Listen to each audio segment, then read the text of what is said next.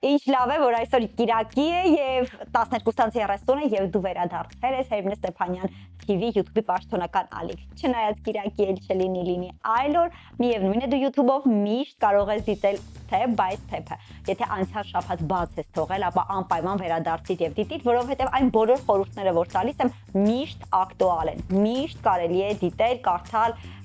ուսումնասիրել եւ հրաշալի ժամանց կազմակերպել շաբաթվա ընթացքում։ Կիրակի շատ թեժ է լինելու, ես արդեն պատկերացնում եմ բոլոր այն մարդիկ, ովքեր կհետևեն իմ խորհուրդներին, ինչ ֆանտաստիկ շաբաթ են ունենալու։ Այսօր մենք միասին բացահայտելու ենք, թե ինչպես կարելի է փրկվել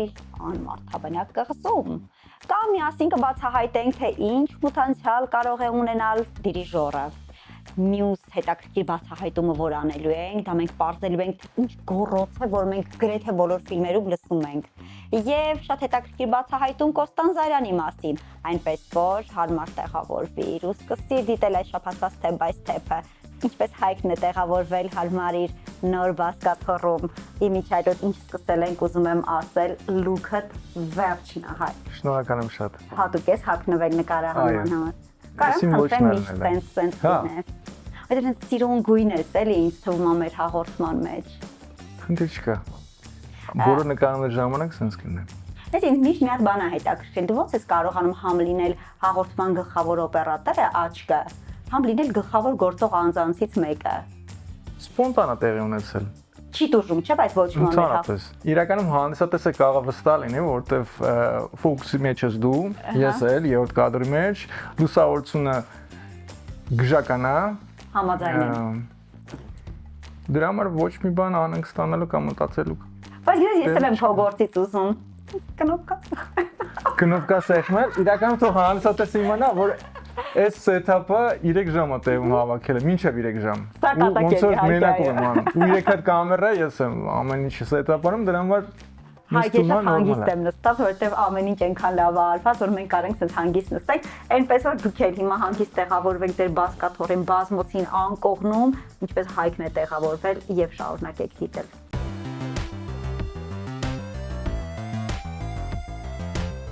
Եթե այս տարի դեռ չեք հասցրել գնալ կինոթատրոն եւ ֆիլմ դիտել, ասեմ, որ տարին հրաշալի է սկսվել եւ կան ֆիլմեր, որոնք չի կարելի բաց թողնել եւ պետք է անպայման դիտել, հատկապես որ ընթանում են Երևանի գրեթե բոլոր կինոթատրոններում։ Այս տարի բուրըն քննարկումների թեմա է դարձել Send Help, օգնություն կանչիր ֆիլմը։ Դե որովհետեւ ինձ թվում է, երևի թե չկա մի մարդ, որ երբևէ մտածած չլինի իր շեֆին ունելու կամ էլ օրինակ սիրելի ռեալիթի շոուի հերոսը դառնալու մասին։ Ռեյչել Մքադամսի հերոսն այս ֆիլմում հասցնում է երկուսն էլ անել։ Լինդա Լիդլը ֆինանսական մենեջմենթի ընկերության լավագույն աշխատողներից մեկն է։ Նա առանձնապես չի փայլում շփման հմտություններով կամ խարիզմայով։ Ունեցած ազատ ժամանակն անցկացնում է անմարդաբնակ կղզում գոյատևելու մասին Survivor reality show-ի երկրպագուն լինելով, ինչի պատճառով գործընկերների ծաղրի առարկան է։ Իրավիճակն ավելի է սրվում, երբ ընկերության նոր տնօրեն Բրեդլի Փրեսթոնը ցինիկ կատակներով թիրախավորում է Լինդային ու կյանքը դժոխք դարձնում։ Աշխատանքային ճանապարհորդության ընթացքում Բրեդլիի սեփական ինքնաթիռը վթարի է ենթարկվում, ու անմարդաբնակ կղզում հայտնվում են միայն երկու փրկվածները՝ Լինդան ու Բրեդլին։ Նրանց առաքելությունն է կողքի դնել տարաձայնություններն ու գոյատևել։ Կկարողանան արդյոք։ Գլխավոր կերպարները մարմնավորում են Ռեյչել Մքադամսը ու Դիլան Օբրայենը։ Իդեպ Մքադամսի դերասանական խաղի մասին բավականին դրական արձագանքներ կան, ինչի մասին մենք դեռ կլսենք, երբ մրցանակների սեզոնը բացվի։ Օգնություն կանչեքը սարսափի եւ կատակերգության էլեմենտներ ունի։ Արյունոտ ու լարված տեսարանները զուգորդվում են զավեշտալի պահերով։ Ֆիլմի ռեժիսորական ձեռագիրը միանգամից ճանաչելի կլինի Սեմ Ռեյմի երկրպագուների համար։ Օրիգինալ Սփայդերմենի ու Դոկտոր Սթրեյնջի ռեժիսորը վերադարձել է իր արմատներին, սարսափ ժանրին։ Հարցազրույցներում նա խոստովանում է, որ կարոտել էր պրակտիկ էֆեկտներով ու կատարյալ լուսավորությամբ արյունալի կադրեր ստանալու պատասխանատվությանը։ Ֆիլմի ստեղծողները վստահ են, որ գոյատևման ժանրի ու անսպասելի զարգացումներ ունեցող ֆիլմերի սիրահարները կգնահատեն Send Help-ը։ Քանի որ ես շատ բարի եմ, ուզում եմ մեկ անգամ եւս հիշեցնել, չեմ զլանում եւ մեկ անգամ եւս հիշեցնում եմ, որ ֆիլմը այս պահին գնում է Երևանի բոլոր կինոթատրոններում եւ դու կարող ես տոմսերը ձեռք բերել ticketsystem.am կայքից։ կամ էլ ներբեռնիչ ticket system-ի հավելվածը, որը նախատեսված է եւ Android եւ iOS համակարգերի համար։ Ավելի մանրամասն այս ամենի մասին կգտնես նկարագրության մեջ։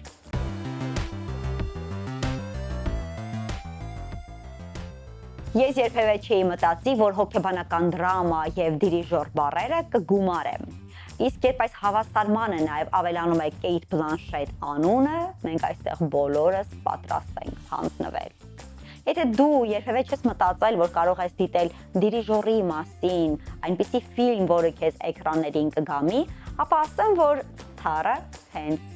քեզ համար է։ 2022 թվականի Թար ֆիլմը պատմում է Բեռլինի նվագախմբի ղեկավար Լիդիա Թարի մասին։ Բոլորին հայտնի է, որ նա անժխտելի, բացառիկ տաղանդ է։ Նա պատրաստվում է իր ամենապատասխանատու ելույթներից մեկին ու կարիերայի բարձրակետում է։ Բայց անցյալում գործած մեղքերն ու երիտասարդ կին երաժիշտների հետ ոչ պրոֆեսիոնալ անձնական հարաբերություններ սկսելու սովորությունը չարկատակ են խաղում նրա հետ։ Ես այնքան եմ սիրում պատմություններ, որոնք դու ֆիլմում չես տեսնում, բայց նայելուց հետո սկսում ես փնտրել, գտնում ես եւ հասկանում ես, որ ֆիլմը ավելի արժեքավոր է դառնում քեզ համար, երբ ծանոթանում ես այդ հետաքրքիր փաստերին։ Օրինակ ռեժիսոր Թոդ Ֆիլդը սուղ ժամանակի պատճառով, խառը գրաֆիկի պատճառով շատ նորություններ հենց նկարահանման հրապարակում է հայտնել մեր սիրելի Կեյթ Բլանշետին։ Օրինակ, հենց նկարահանման հրապարակում է Կեյթ Բլանշետը իմացել, որ ինքը պետք է մասնավոր դասեր վերցնի ակարդեոնի։ Ինչպես նաեւ հենց նկարահանման հրապարակում է իմացել, որ նվագախմբի հետի բոլոր տեսարանները նկարահանվելու են մեկ օրում։ Վստահ եմ դուք պատկերացնում եք սրա բարդությունը, հատկապես երբ դու պետք է աշխատես Դրեզդենի պետական նվագախմբի հետ։ Դա այնքան բարդ է եղել Կեյթ Բլանշետի համար հավանաբար, բայց պետք է նաև փաստել, որ ֆիլմը դիտելուց հետո բազմաթիվ դիրիժորներ ասել են, որ ռեալիստիկ էր։ Ինչ խոսք։ Թարը ունի միստիկ միջավայր։ Դասական երաժշտության փայլփլուն ու գրավիչ աշխարհի զուգահեռ պատկերվում է Լիդիայի անհանգիստ ու լարված հոգեվիճակը։ Սա Կեյթ Բլանշետի լավագույն կատարումներից մեկն է։ Նա բարդ առաքելություն ուներ պատկերելու բրուտալ ու մանիպուլատիվ կնոջ, որը փորձում է փրկել իր անունը, չգիտակցելով թե ինչքան է չարաշահում իր իշխանությունը։ Վստահ կարող ենք ասել, որ նա առաքելությունը կատարել է գերազանց։ Բլանշետն այս կերպարում դոմինանտ է, գրավիչ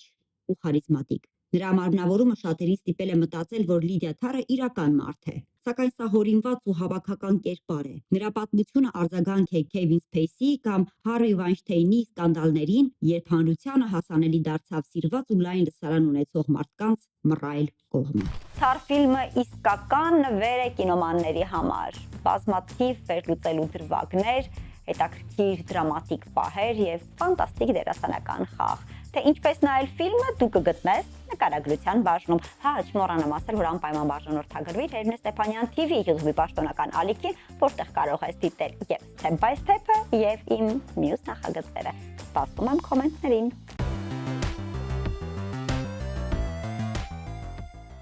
Լսեցի՞ր դու։ Այս գիտես չէ՞ որ կինոյում անուն ունի այս ձայնը։ Չէ։ Վիլհելմի ձայնը կոչվում։ Okay, հələ մի հատ ավելի հստակեցրա, ինչ նկատի ունես Վիլհելմի ձայնը ասելը։ Ես հիմա քեզ եւ ձեզ կպատմեմ, թե ինչ ձայն է սա, որ մենք շատ տարբեր ֆիլմերում լսել ենք եւ լսում ենք։ Հուսամ դեռ շարունակելու ենք լսել։ Փոքրիկ ուղում ինքս ինձ ոչ թե Վիլհելմի ձայն, այլ Վիլհելմի գոռոց։ Ահա այսպես է կոչվում ստանդարտ այս ձայնային էֆեկտը, որը մենք լսել ենք շատ տարբեր ֆիլմերում։ Օրինակ, Աստղային պատերազմներում, օրինակ, Խաղալիքների աշխարհում, կամ էլ տիկել որտեղ կար։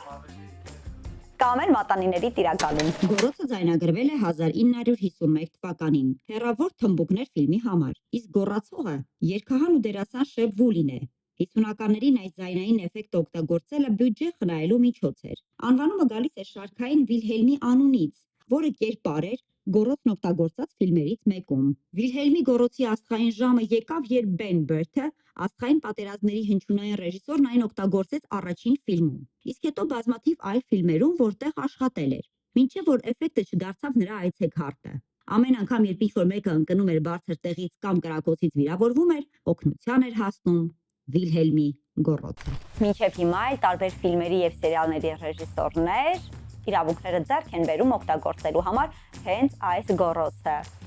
Դու հիմա գիտես գրեթե ամեն ինչ կինոյի մասին։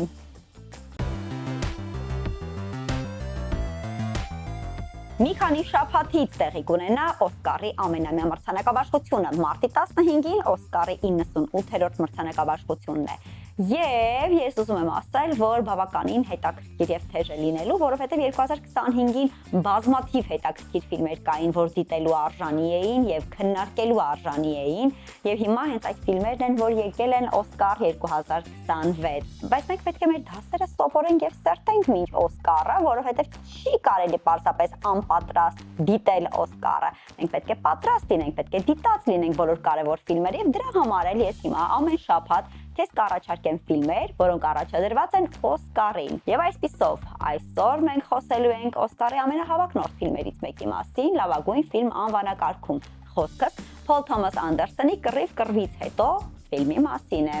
Ցենք դիտել։ Ֆիլմի սյուժեն անմիջականորեն կապվում է 20-րդ դարի վերջի Միացյալ Նահանգների քաղաքականության հետ։ Լեոնարդո Դիկապրիոյի կերպարը, Փեթը, միանում է Ֆրենչ 75 անունով հեղափոխական խմբին, որը ռասիզմի, սոցիալական անարդարության ու բռնապետության դեմ պայքարելու համար ոչ մի միջոց չի խնայում։ Փեթը ծանոթանում է խմբի ամենավառ ու ըմբոստ դեմքերից մեկի Պերֆիդիայի հետ ու սիրահարվում նրան։ Ֆրենչ 75-ին հետապնդում է նացիստական հայացքների տերգնդապետ Լոքջոուն։ Այս բոլոր կերպարները պայքարում են իրար հակասող քաղաքական նպատակների համար, բայց նրանց հարաբերությունները բարդացնում է իրար հետ ունեցած պատմությունը։ Տարիներ անց, երբ Պերֆիդիան անհետացել է, իսկ Փեթը կառավարությունից թաքցնում է իր ու Պերֆիդիայի աղջկա ինքնությունը, ձգտում աննկատ կյանքով ապրել, Լոքջոուն նորից որոնումների է անցնում, ինչը այս անգամ դառնում է կյանքի ու մահվան կռիվ։ Այս ֆիլմը բավականին դինամիկ է եւ դիտարժան, հատկապես վերջին տեսարանները։ Ադրենալինի բարձր պաշար եւ անհնար է, որ չդաջվի հիշողությանդ մեջ։ Վերջին տեսարանները բավականին հետաքրքիր են նաեւ այն իմաստով, որ կարելի է ասել իմպրովիզացիայի արդյունք է։ Ռեժիսորը երկար փնտրտուքներից հետո վերջապես հենց տեղում է գտել լուծումը, այնպես որ բաց չթողնես, հատկապես վերջին տեսարանների համար։ Կռիվ կռվից հետո ֆիլմը տարվա ամենաշատ դիտված ու քննարկված ֆիլմերից է։ Արդեն արժանացել է 4 ոսկե գլոբուս մրցանակի։ Լեոնարդո Դիկապրիոն, Թեյանա Թեյլորը, Բենիսիո դել Տորոն ու ռեժիսոր Փոլ Թոմաս Անդերսոնը շարունակում են դոմինանտ հավակնորդներ լինել իրենց կատեգորիաներում։ Դերասանական խաղի համար ջերմ արձագանք է ստացել նաև նորահայտ Chase Infinity-ին, Դիկապրիոյի երիտասարդ դստեր դերակատարը։ Ֆիլմը Օսկարի նոմինացված է 13 անվանակարգերում։ Այո, դու ճիշտ լսեցիր, ֆիլմը առաջադրված է 13 անվանակարգում, այնպես որ բաց չթողնես իմ առաջարկած ֆիլմերը եւ կպատրաստվես Օսկարին։ Չնայած դուք տանը ինտերնետ չունեք, կարող եք դուք էլ փնտրել, գտնել այն ֆիլմերը, որոնք որ Օսկարին են նոմինացված եւ մի ոտ առաջ պատրաստվել դասին։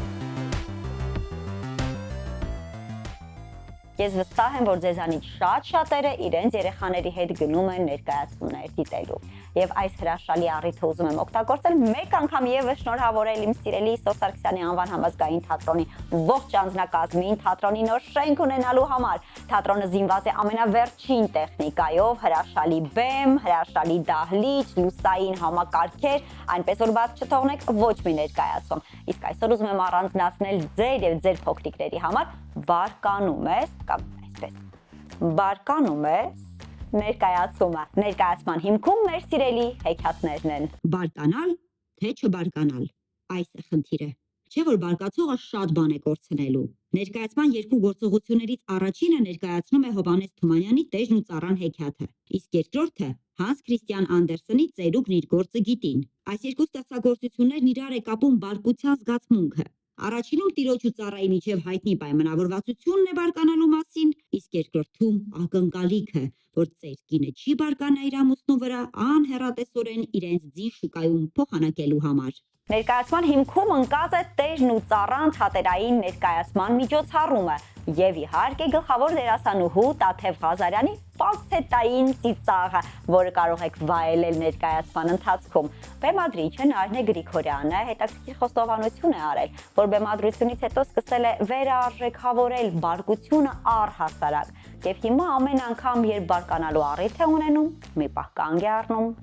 եւ մտածում է։ Երաժշտությունն ապահովելու է համազգային բենդը իր կենթանի կատարմամբ ու Սերգեյ Թովմասյանի գրած խոսքերով։ Գլխավոր դերերում են Տաթևիկ Ղազարյանը, Սերգեյ Թովմասյանը, Գագիկ Մադոյանը, Հայկ Պետրոսյանը, Անդրանիկ Էթեմեզյանը եւ Հարություն Սարգսյանը։ Ներկայացումը տեղի կունենա փետրվարի 19-ին Թումանյանի ծննդյան օրը ու գրքի տոնին համազգայինի նոր շենքում Անջիվերնու 3 հասցեում։ Սիրելի փոքրիկներ, ներկայացմանը ձեզ հետ անպայման տարեք ձեր ծնողներին, ինչպես նաև տատիկներին ու պապիկներին, հորաքույրներին ու մորաքույրներին, որովհետև այս ներկայացումը կօգնի նրանց մեկ անգամ եւս զգալ իրենց երեխա եւ կօգնի ձեր տված հարցերին պատասխանել ոչ թե մեծի տեսանկյունից, այլ կպատասխանեն ձեզ հենց մանկությունից գալով, այսինքն կհասկանան ձեր հարցերը, որովհետև երբ մենք մեծանում ենք, շատ ժամանակ մոռանում ենք, թե ինչպիսին են եղել մենք փոքր ժամանակ, այնպես որ կդիտեք ներկայացումը եւ հետո ամեն անգամ հենց առիթը գա, անպայման կհարցնեք։ Բարկանում ես։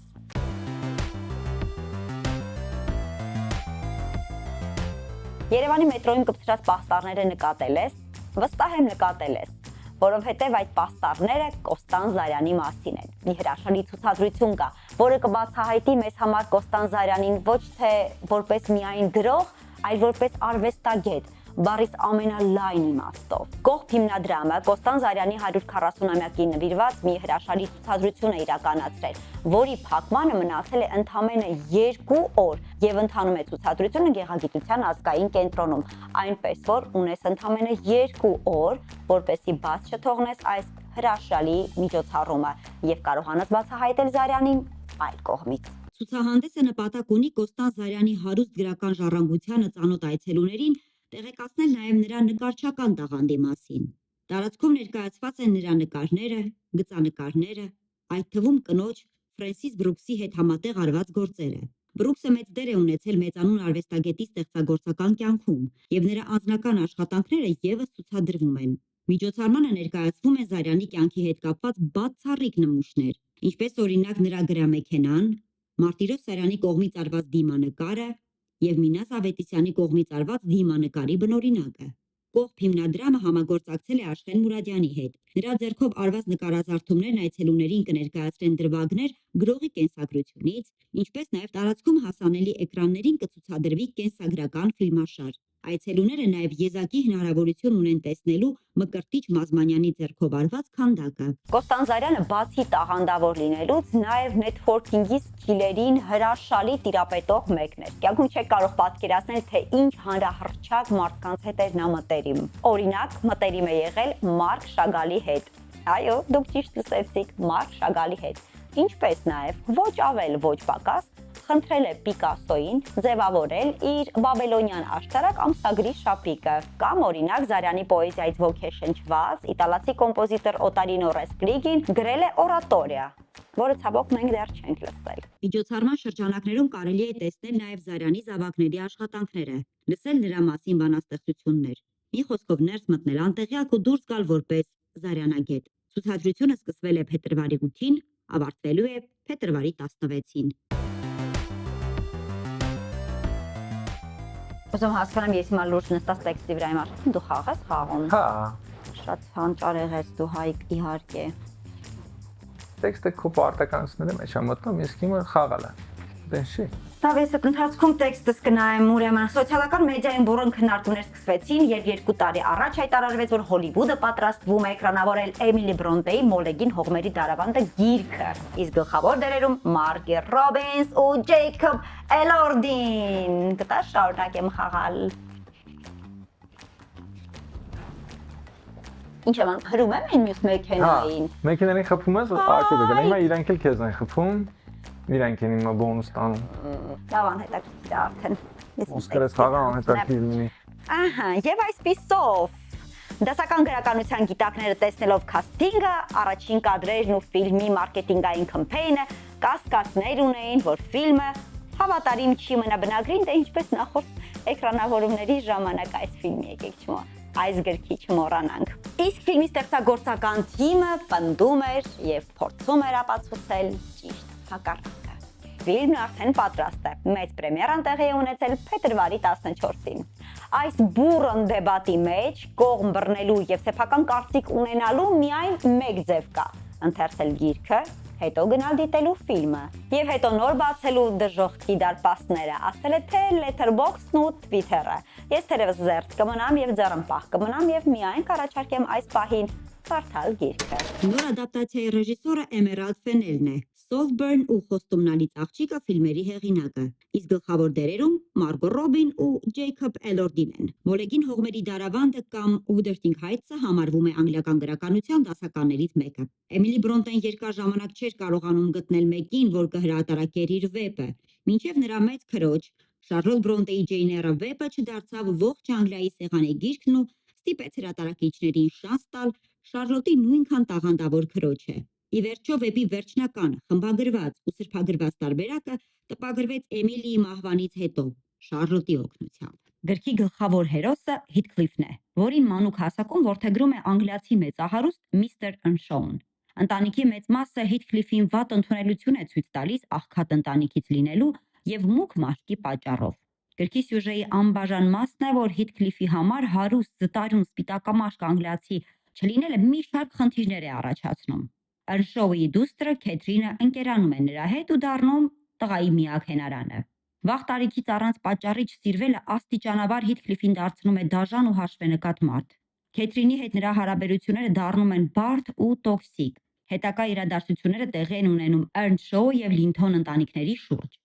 Ընթերցողը հետևում է այս ընտանիքներում ձևավորված մի քանի սերունդների փոխհարաբերություններին։ Շատերը մտածում են, որ Մոլեգին հողմերի դարավանդը ռոմանտիկ սիրո պատմություն է, բայց այն միանշանակ ավելին է, քան դա։ Այն պատմություն է այն մասին, թե ինչքան է միջավայրն ազդում մարդու ձևավորման վրա, թե ինչպես կարող է ատելությունը կործանիչ հետևանքներ ունենալ։ Ընտանիքում բավականաչափ չսիրված ու չհասկացված երեխաները ունենում են նույնքան չսիրված ու չհասկացված երեխաներ եւ առաջացնում մի ցիկլ, որ հոգեբանները կոչում են սերնդային տրավմա։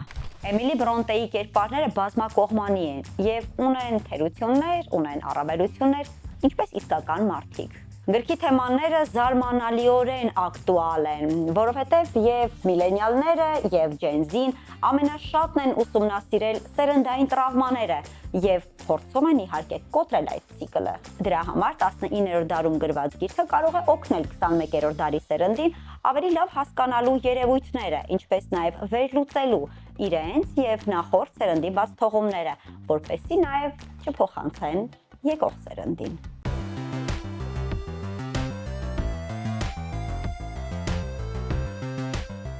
Նայ, հիմա խաղում ենք 2000 թվականներին